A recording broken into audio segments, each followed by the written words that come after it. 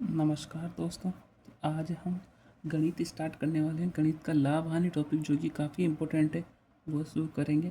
पहला क्वेश्चन है, किसी टेप रिकॉर्डर को 300 रुपये में बेचने पर मुझे 16 से ही 2/3% हानि होती है, तो उसे 400 रुपये में बेचने पर कितने प्रतिशत लाभ होगा। अब 16 से ही 2/3% को हम यहाँ पर 50/3% में कर लेंगे। तो CP बराबर SP into 100/100 minus percentage. CP बराबर 300 इंटू 100/100 माइनस 50/3। तो यहाँ पर क्रय मूल्य बराबर 300 इंटू 100/100 माइनस 50/3। तो क्रय मूल्य ये जो आपके सामने लिखा हुआ है 360 रुपये आ गया। अब लाभ प्रतिशत जो है वो निकालेंगे 400 माइनस 360/360 इंटू 100। तो 40/360 इंटू 100 बराबर 11 से 1/9% आंसर आ जाएगा। दूसरा सवाल है, किसी वस्तु को 651 रुपये में बेचने पर 7% की हानि होती है, तो वस्तु का क्रय मूल्य। तो यहाँ पर सेलिंग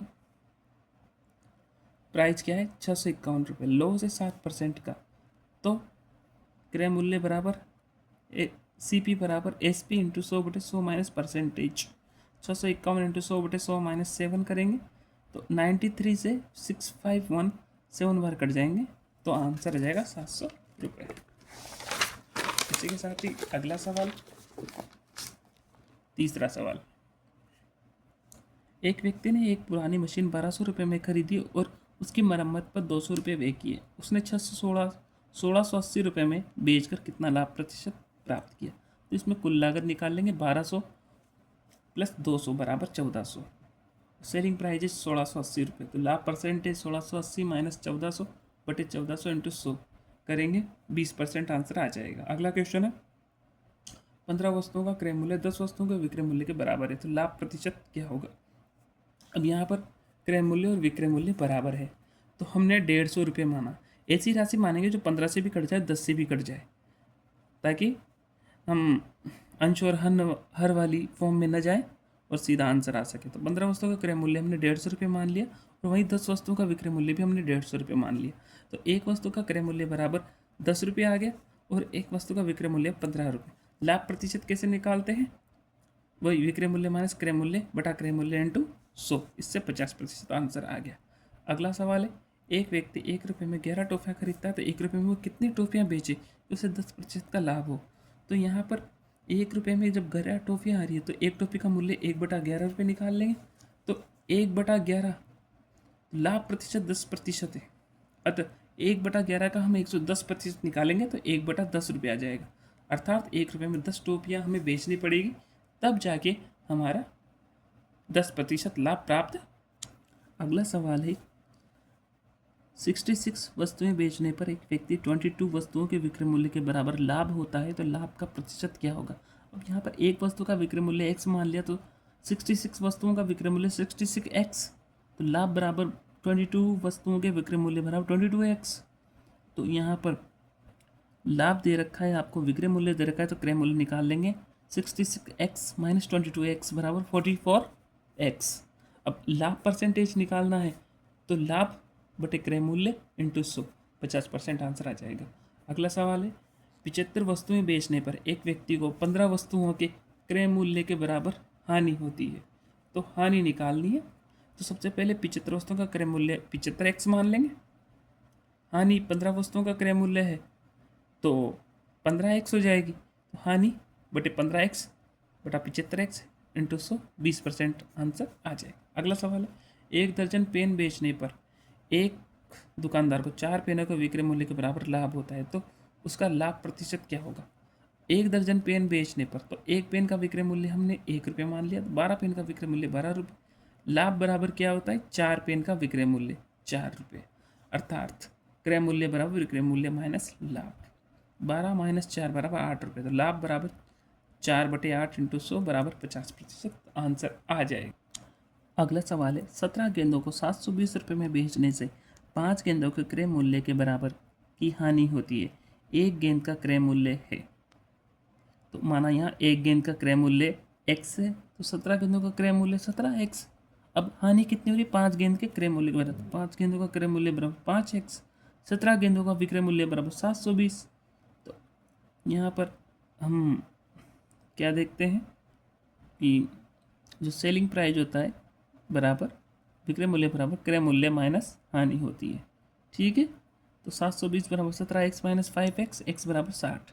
एक गेंद का क्रय मूल्य आ गया। अगला सवाल है, एक व्यक्ति 15 रुपये में 8 संतरे खरीदता है और 18 रुपये में 10 संतरे के भाव से बेच देता है। उसके लाभ या हानि का प्रतिशत ज्ञात करना है। तो 8 संतरे का क्रय मूल्य 15 रुपये है, तो एक संतरे का क्रय मूल्य निकाल लेंगे। वहीं विक्रय मूल्य के लिए 10 संतरे का विक्रय मूल्य दे रखा है, तो एक संतरे का विक्रय मूल्य निकाल लेंगे। हानि प्रतिशत 4% आ जाएगी। अगला सवाल है, एक आदमी कुछ होते हैं पी रुपये प्रति दर्जन मतलब 12 के भाव से खरीदता है और P/8 मतलब P रुपये में 8 वस्तुएं के हिसाब से बेचता है, तो उसका लाभ प्रतिशत। एक वस्तुओं का क्रय मूल्य P/12, एक वस्तु का विक्रय मूल्य P/8, तो लाभ बराबर यहाँ से 50% आ जाएगा।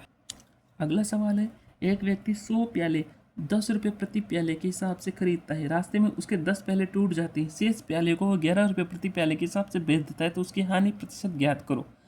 100 प्याले हैं, एक प्याला 10 रुपये का है, तो 100 प्याले 1000 रुपये के हो गए। ठीक है, अब 10 प्याले टूट गए अर्थात 90 प्याले बच गए, तो 90 प्याले को 11 रुपये पर प्याले के हिसाब से बेच रहा है, तो 990 रुपये। तो 1000 रुपये की खरीद है, 990 रुपये टोटल उसके आ रहे हैं। तो 10 रुपये का उसे लॉस हो रहा है, तो 10/1000 इंटू 100, 1% की हानि हो रही है उसे। अगला सवाल है, एक वस्तु को 69 रुपये में बेचने से जितना लाभ होता है उससे दुगना लाभ 78 रुपये में बेचने से होता है।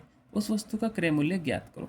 तो यहाँ पर क्रय मूल्य मान लिया x है, तो प्रथम स्थिति में लाभ उसको 69 माइनस एक्स हो रहा है। द्वितीय स्थिति में लाभ उसको 78 माइनस एक्स हो रहा है। अब कंडीशन क्या दे रखी है कि उसका जो सेकंड वाला लाभ है वो फर्स्ट वाले लाभ से 2 गुना है। तो 78 माइनस एक्स बराबर 2 कोष्टक 69 माइनस एक्स, तो एक्स बराबर यहाँ से 60 आ जाएगा। अगला सवाल है, जब एक वस्तु के विक्रय मूल्य में 70 रुपये की वृद्धि होती है तो 20% हानि 15% लाभ में परिवर्तित हो जाती है, तो वस्तु का लागत मूल्य ज्ञात करें। यहाँ पर यह कहना चाह रहा है क्वेश्चन कि 70 रुपये की वृद्धि करते पहले 20% की हानि हो रही थी और अब 70 रुपये बढ़ाते वो 15% का लाभ में बदल जाती है। तो माना कि लागत मूल्य एक्स है, तो 20% की हानि पर विक्रय मूल्य 0.80x और 15% लाभ पर 1.15x, तो 1.15x माइनस 0.80x, इनका अंतर कितना है 70 रुपये। तो यहाँ से x की वैल्यू आ जाएगी 200 रुपये, तो 200 रुपये आंसर आ जाएगा अपना। अगला सवाल है, अनु ने कुछ लाभ पर एक वस्तु को 480 रुपये में बेचा। यदि उसने 400 रुपये में बेचा होता तो प्रारंभिक लाभ के 1/3 के बराबर हानि होती, तो वस्तु का कुल लागत मूल्य क्या होगा।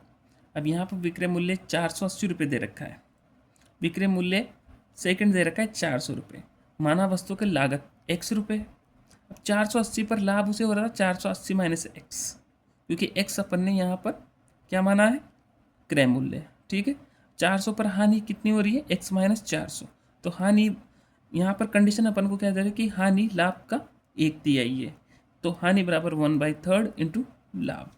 x माइनस 400 बराबर 1/3, 480 माइनस एक्स बराबर 420 आंसर।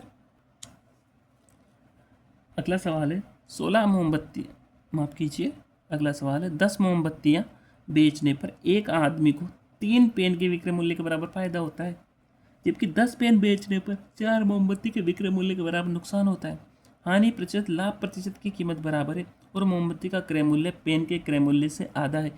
मोमबत्ती और पेन के विक्रय मूल्य का अनुपात ज्ञात करो। यहाँ पर मैं पहले बता दूँ P बराबर पेन है, ये जो लिखा हुआ है, और C बराबर कैंडल है। ठीक है, ये याद रखें आप, तो क्या है समझने में आसानी होगी इससे। लाभ बराबर 10 SPC माइनस 10 CPC बराबर 3 SPP, और हानि बराबर क्या है 10 CPP माइनस 10 SPP बराबर 4 SPC।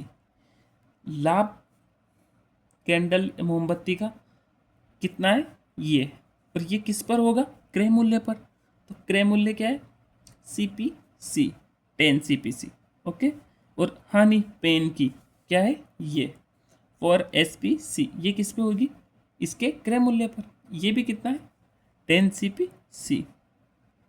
तो यहाँ पर हानि और इसका हम अनुपात निकाल लेंगे, मोमबत्ती का विक्रय मूल्य और पेन का विक्रय मूल्य का अनुपात आ जाएगा। अगला सवाल है, एक वस्तु को बेचने पर उसके क्रय मूल्य का 230% लाभ होता है। यदि क्रय मूल्य में 25% की वृद्धि होती है लेकिन विक्रय मूल्य समान रहता है तो नया लाभ मूल लाभ प्रतिशत से कितना प्रतिशत कम होगा।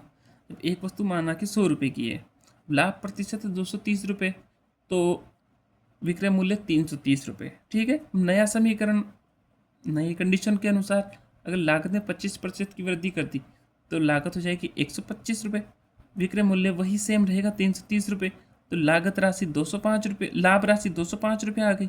अब नया लाभ, तो नया लाभ 205 रुपये हो रहा है और 125 रुपये पर निकालेंगे तो 164% का लाभ हो रहा है।